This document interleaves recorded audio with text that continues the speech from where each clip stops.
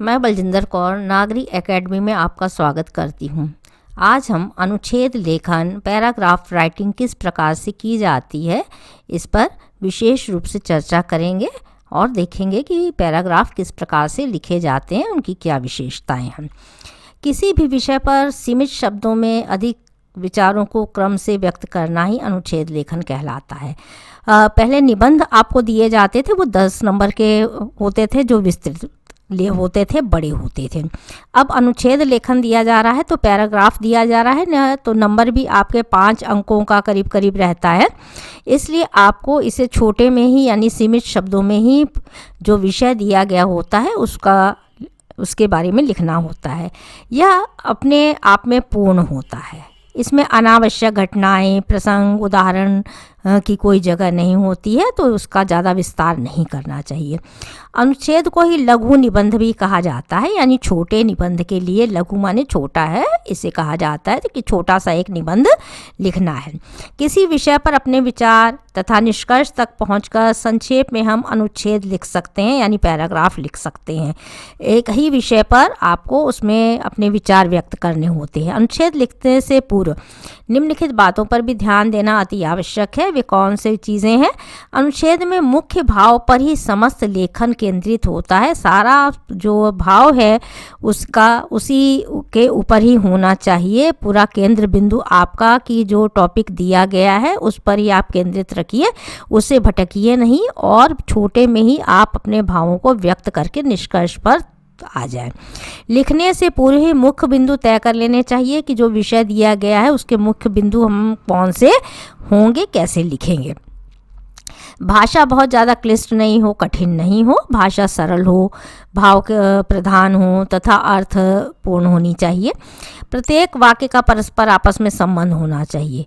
विषय के क्योंकि छोटा लिखते हैं आप, तो हर एक चीज़ का संबंध आपस में हो जो निष्कर्ष तक पहुँचे और अच्छे से। विषय में क्रमबद्धता हो, इधर उधर न लिखें। व्यर्थ के उदाहरणों से आपको बचना चाहिए, न डालें आपकी बहुत बड़ा हो जाए।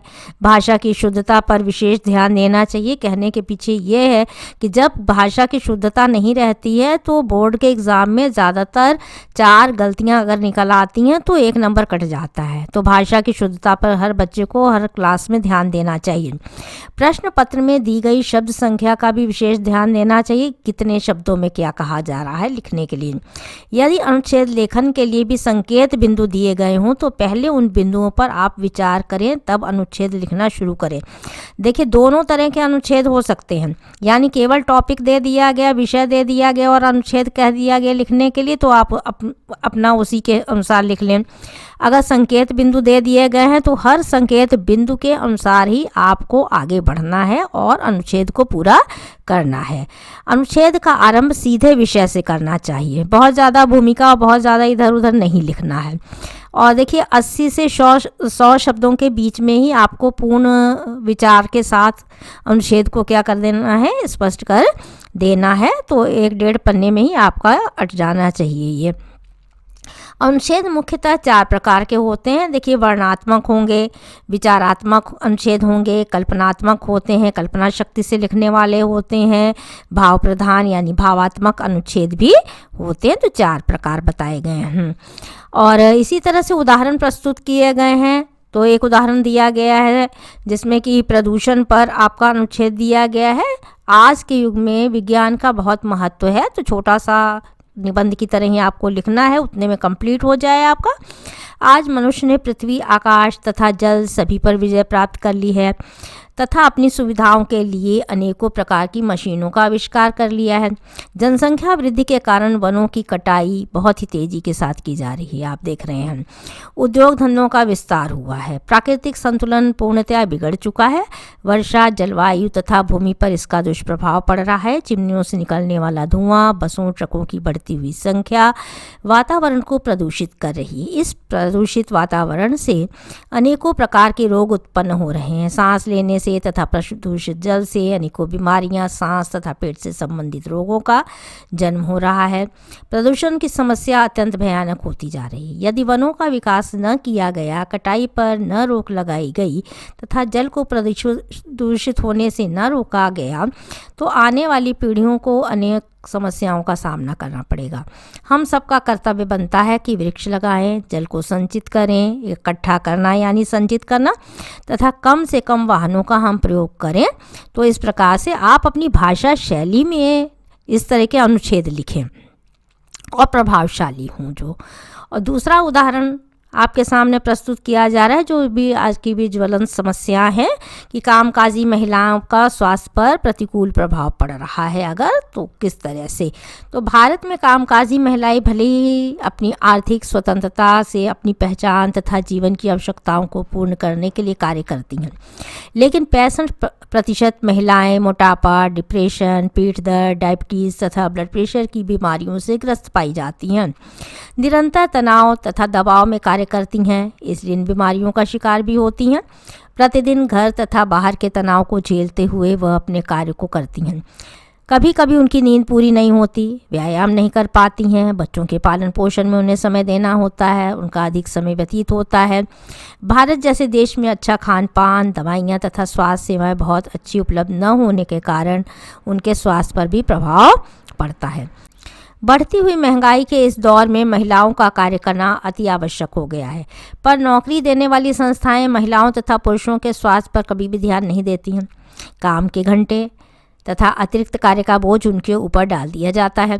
नौकरी देने वाली संस्थाओं को विशेष रूप से उनके स्वास्थ्य, शारीरिक तथा मानसिक दोनों का विशेष ध्यान रखना चाहिए। कुछ सुविधाएं उपलब्ध कराई जानी चाहिए। स्वास्थ्य परीक्षण के साथ साथ खेल कूद, प्राणायाम, योगासन आदि के लिए उन्हें प्रोत्साहित करना चाहिए। अपने लिए भी उन्हें समय निकालना चाहिए, स्वयं भी होना चाहिए, जिससे कि उनके स्वास्थ्य पर प्रतिकूल प्रभाव न पड़े। अपने घर परिवार के साथ संस्थाओं के काम करने में उन्हें कुशलता हासिल हो। स्वस्थ शरीर में ही स्वस्थ मन का विकास हो सकता है। तो तीसरा है आपका, देखिए बहुत ही महत्वपूर्ण है, इस तरह के निबंध भी पूछे जाते हैं। तो सत्संगति संस्कारों की जननी है। बिना सत्संगति के, बिना संस्कारों के बच्चे का विकास नहीं होता है। सत्संगति का अर्थ है उत्तम प्रकृति के लोगों के साथ उठना बैठना। हर व्यक्ति को अपने जीवन में किसी न किसी का साथ चाहिए होता है। व्यक्ति अकेला समाज में नहीं रह सकता। किसी को अपना साथी मित्र बनाने से पहले हमें उसके स्वभाव, आदतों तथा व्यवहारों को समझ लेना, जान लेना अति आवश्यक होता है। हम जैसी संगति में उठते बैठते हैं वैसा ही प्रभाव हमारे आचरण, हमारे व्यक्तित्व पर पड़ता है। यदि संगति बुरे लोगों की होगी तो बुरा प्रभाव पड़ेगा, और यदि संगति भले लोगों की होगी तो हमारा व्यवहार, आचरण, भाषा आदि पर अच्छा प्रभाव पड़ेगा। बुरी संगति व्यक्ति का चारित्रिक पतन करती है। अच्छा चरित्र हमेशा उन्नति के रास्ते पर ले जाता है। बुरे संस्कारों का प्रभाव जीवन पर्यंत बना रहता है। फिर उनसे दूर जाना बहुत मुश्किल कार्य होता है। जैसा कि कहा जाता है कि कुसंगति का ज्वर सबसे भयानक होता है।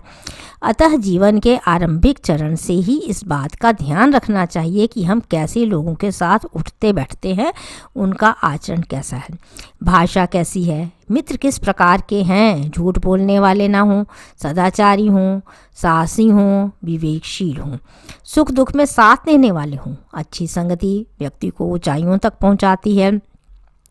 अतः सत्संगति मनुष्य के संस्कारों की जननी है। यह पूर्ण सत्य है। माता पिता को इन बातों का ध्यान रखना चाहिए, उनके बच्चे किस प्रकार की संगति में उठते बैठते हैं, क्योंकि उसका सीधा असर उनके व्यक्तित्व पर पड़ता है, जिसे बाद में सुधारना अत्यंत ही मुश्किल कार्य होता है। क्योंकि बच्चा एक कोरी स्लेट की तरह होता है, जिसके ऊपर जैसी रेखा खींची जाती है वैसी ही खिंच जाती है। अतः हमारे जीवन में संस्कारों का, संगति का, सत्संगति का विशेष महत्व है।